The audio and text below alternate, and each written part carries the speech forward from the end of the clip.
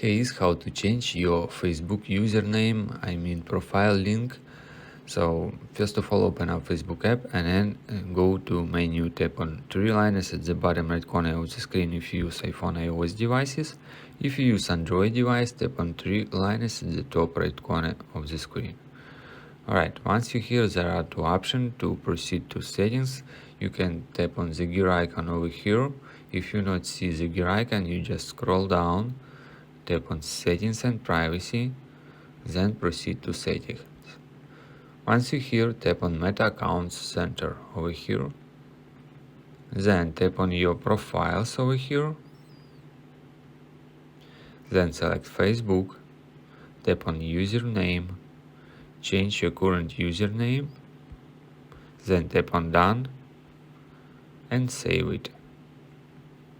And done, in the bottom.